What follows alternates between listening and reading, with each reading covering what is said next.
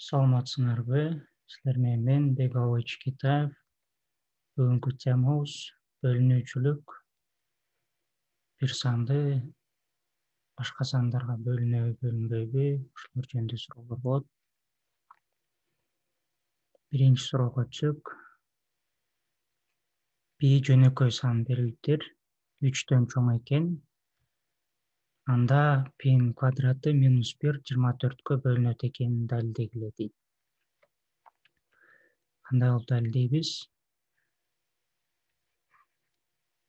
Пинин квадраты -1 0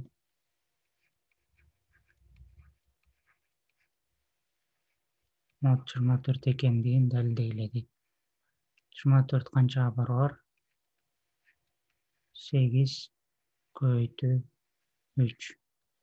Анда биз эгерде пи квадрат -1 8ге дагы 3кө дагы калдыксыз бөлүнөт экенин далилдеп койсок, анда 24кө бөлүнөт.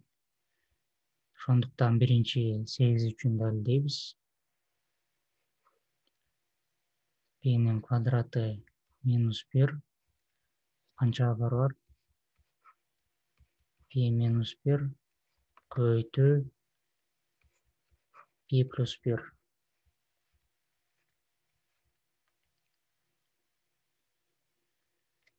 Бул жерде пи жөнөкөй сан болгондугу үчүн жана 2ден чоң болгондугу үчүн бул ар дайым так сан болот.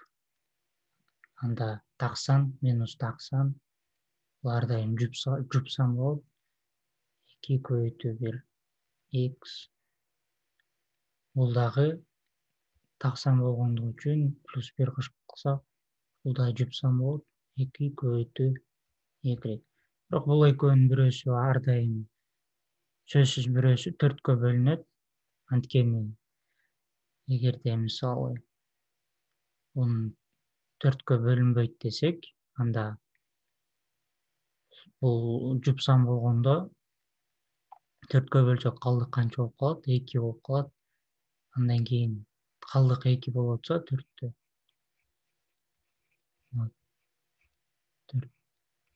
Анда бул канча болуп калат? Пи минус 1ге 2-ни кошкондо пи плюс 1 чыгат. Ошол үчүн плюс 2 дейбиз. Бул 4 болуп калат. Анда бул 4кө бөлүнө турган болуп калат.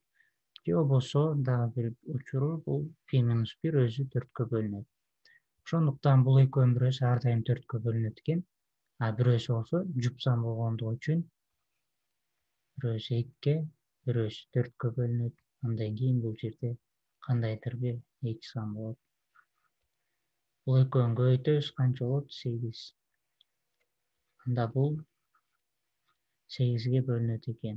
Пинин квадраты -1 8ге бөлүнөт дейбиз.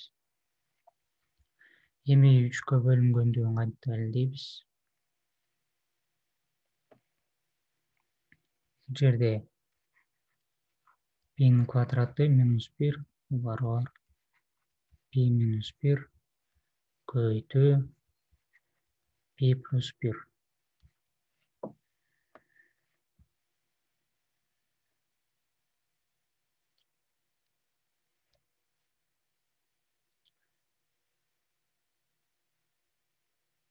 Бул пи жөнөкөй сан болгондугу үчүн жана бул пи 3төн чоң болгондугу үчүн бул эч качан 3кө бөлүнбөйт.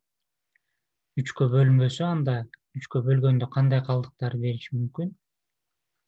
Же 1 берет, же 2 берет. 0 бере албайт, анткени 3кө бөлүнбөйт. Вот 3 дейбиз.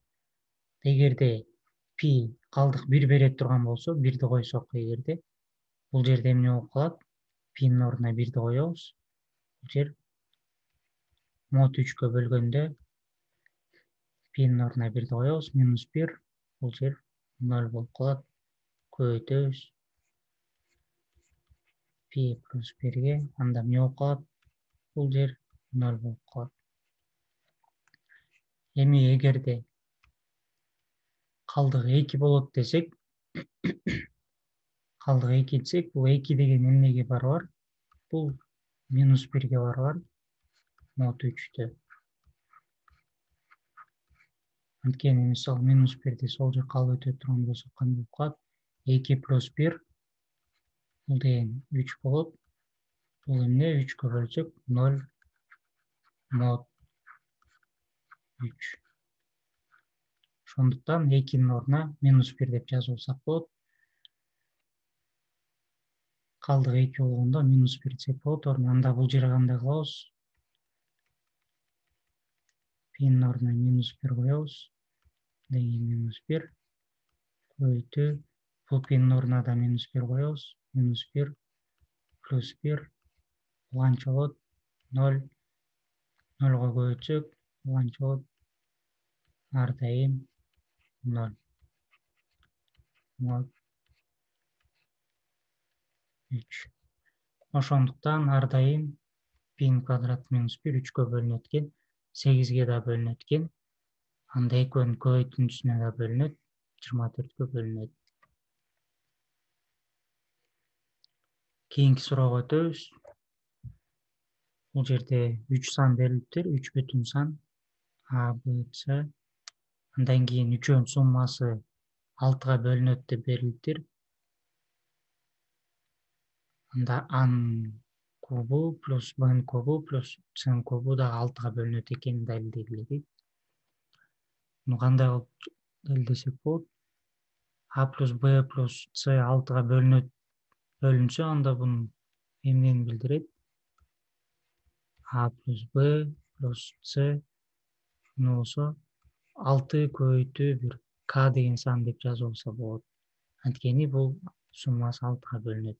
Ошо 6 көбөйтүү 1 К деп жазып алсак, анда А менен Б'ны оң жакка алып өтө турган болсок, кандай болот?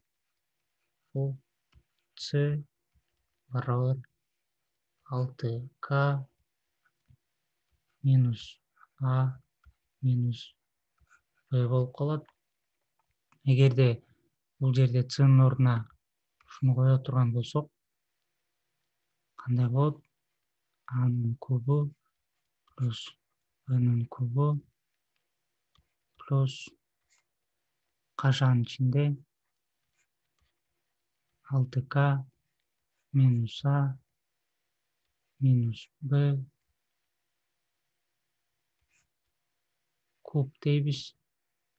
Бул мод 6 болгондо бул жер 0 экенин далилдейбиз. Ошондо бул жерди табабыз. 0 чыгарышыбыз керек. Мод 6 болгондо бул жерди 6-га бөлсөк канча болот? 6-ны 6-га бөлсөк калдык 0 болот. 0 көбөйтүү К. 0ду Кга көбөйтсөк канча болот? Жөн эле 0 болот. Ошол үчүн бул жер 0 болуп калат экен. Мына бул суроо кандай болуп калды? A'нын кубу плюс Б'нын кубу плюс минус А минус Б куб дейбиз. Бул жерди табабыз. Мод 6. Бул жерде минустарды кашанын сыртына алып чыга турган болсок, кандай болот? A'нын кубу плюс Б'нын кубу минус А плюс Б куб. Бул эмнеге барабар?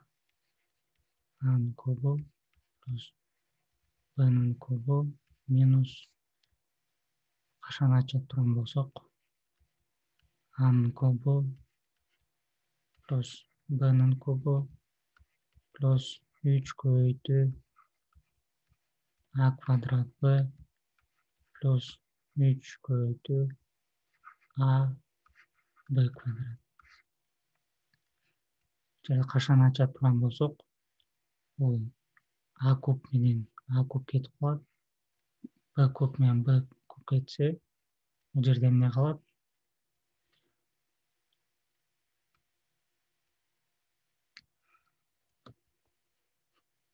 Бул жерде минус 3 А квадрат Б плюс 3 А Б квадрат. Эгерде 3-тү кашанын сыртына алып чыга турган болсок, минус 3 А квадрат Б плюс 3 а б квадрат кылат.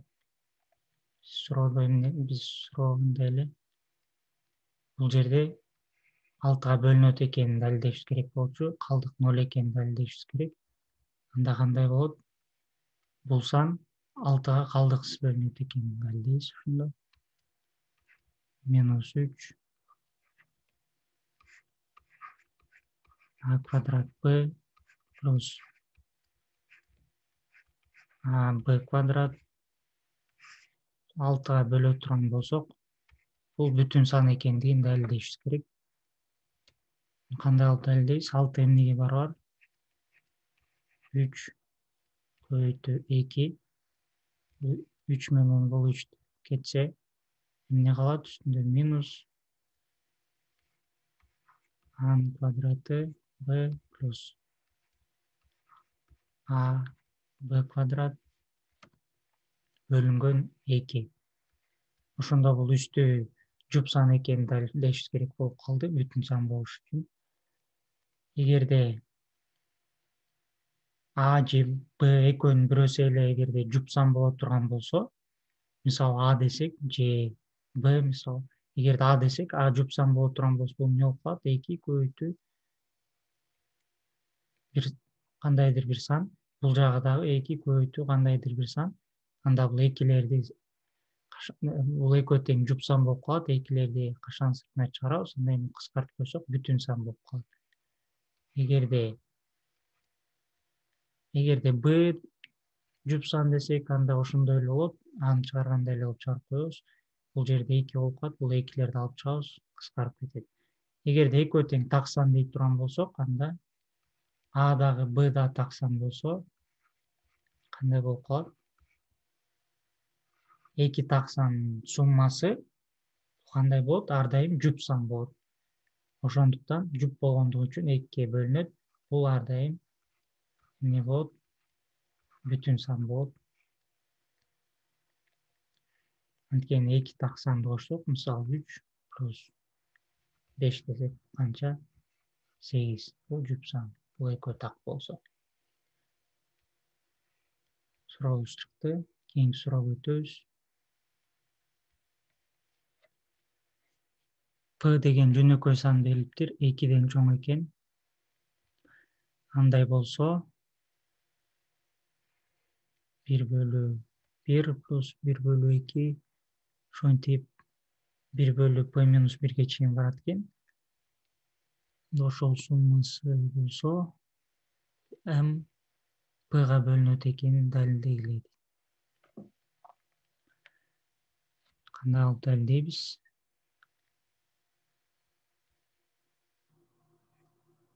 Эгерде 1 менен 1 бөлү p минус 1ди пара кылып жазып ала турган болсок, бул мисалы 1/1 1 бөлү p минус 1 десек, эң кичинекей эң чоңун жазып алсак, кандай болуп калат? p минус 1 бөлүнгөн p минус 1 плюс 1 бөлүнгөн p минус 1. Кандай болуп калат? 1 менен 1 кетет. Үстү кандай болуп калат? p бөлү p минус 1. Анда бул жерде эмне болуп калды? Үстү pга бөлүнөт экени чыкты. Ошондой кылып, эгерде баарын параларга бөлө турган болсок, бул жерде p жөнөкөй сан болгондугу үчүн жана 2ден чоң болгондугу үчүн бул ар дайым так сан болот. Анда так сан минус 1 болсо, экөө тең так болгон үчүн бул жер жуп болот. Ошондо бул жерде булардын саны ошондо жуп сан болот. Ошол үчүн ар дайым мындай парага бөлсөк болот, 2ден жуп болгондугу үчүн. Ошондо кандай кылып бөлөбүз? Бул эң чоң менен эң чоңду, андан кийин экинчи чоң менен бул экинчини ошондой кылып бөлүп кетебиз. Үчүнчү менен бул үчүнчүнү. Анда кандай болуп калат?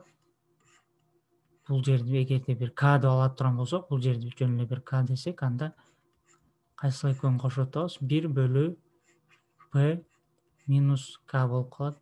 Бул жерде да карасаңар 1, бул жерде эмне? 1. Ошондо ар бир параны жазып чыгат турган болсок, бул эмне болот? P-ны өйдөгө алып өтсөк, P минус K бөлүнгөн K көбөйтүү P минус K плюс K'ны алып өтөбүз өйдө K бөлүү P минус K көбөйтөбүз K'га. Анда кандай болуп калат? K менен K кетет. Бул жер үстү P асты K көбөйтүү P минус K.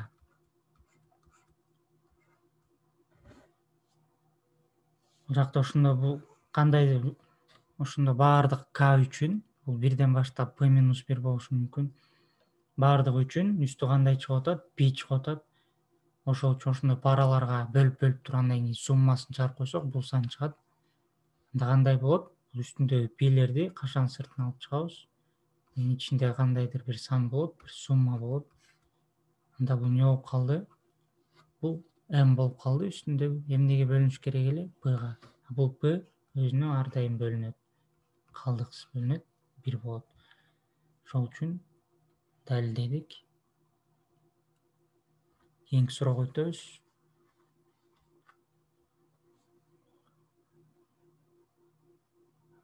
Бардык 3n окшош цифрадан турган сандар 37ге бөлүнүшүн далилдегиле дейт. Бул кандай болуп калат? Мисалы 3n дегенде n-ди 1 десек, бул жерде кандай? 3 цифрасы тең окшош болгон сан 37ге ар дайым бөлүнөт дейт. Кандай сан? Мисалы 111 же болбосо 222. Бул 3 сан окшош. Эгерде мисалы n 2 болгондо, бул жерде n 2 болсо кандай болот?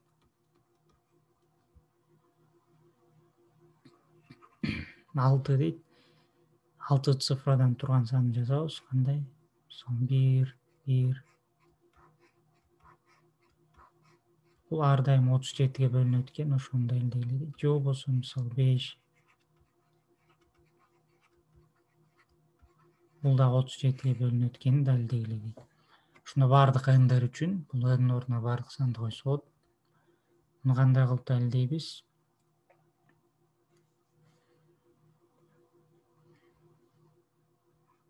3n цифрадан турган сандар, бул баардык цифралар окшош болгон сандар ар дайым кандай болот? Бул деген жөн эле бирдин баардык цифрасы 1 болгон бир санды көбөйтүп койгонго барабар. Мисалы 2ге көбөйтүү. А бул канчага барабар? Бул жерде канча цифра болсо ошончо 1 жазабыз. 6 цифра болсо 6 цифра, андан кийин канчага көбөйтүп коебуз? Бул 5ке көбөйтүп коебуз. Баардык ушу цифрасы окшош болгон сандар ушундай түрдө жазылат. Андан кийин бул жерде 3кө бөлүнөт. Бул жер бирлеринин саны 3кө бөлүнгөндүгү үчүн бул канчага бөлүнөт? Ар дайым 111ге ар дайым бөлүнөт мындай сандар. Анткени мисалы буну бөлөбүз. Андан кийин буну бөлүп коебуз, чыгат. Ошондой кылсак, баардык сандарды цифралары окшош болгон, мисалы цифралардын баары Адан турган бир сан дейли. Ушундай болуп кетсин. Бул жерде канча цифра бар десек, 3n цифра бар десек, муну кандай кылып жазып алсак болот? Бул жерде 5ке көбөйткөндөй эле кылып, a көбөйтүү 1 1. Бул жерде канча цифра болот? 3n цифра болот. Бирок бул жерде 3n болгондугу үчүн, бул жерде 3 бар болгондугу үчүн бул ар дайым канчага бөлүнөт? 111. Анткени бунун канча цифрасы бар? 3 цифрасы бар. Ар дайым 111ге бөлүнөт. А бирок бул 111 эмнеге барабар? Бул 111 37 көбөйтүү 3кө бөлүнөт. 3кө барабар. Анда 111ге бөлүнгөн сандардын баары канчага? 37ге да бөлүнөт. Бул жер 111ге бөлүнөт экенин далилдегенбиз. Демек 37ге да бөлүнөт экен. Суроо 37-ге бөлүнөт экендигин далилдеш керек эле. Суроо чыкты. Ушундай кылып чыгарабыз. Бул сабак аяктады. Кийинки сабакта улантабыз. Дагы бөлүнүүчүлөр жөнүндө өтөбүз. Түшүнбөгөн жерлериңерди комментарийден сурасаңар болот же Telegram группадан.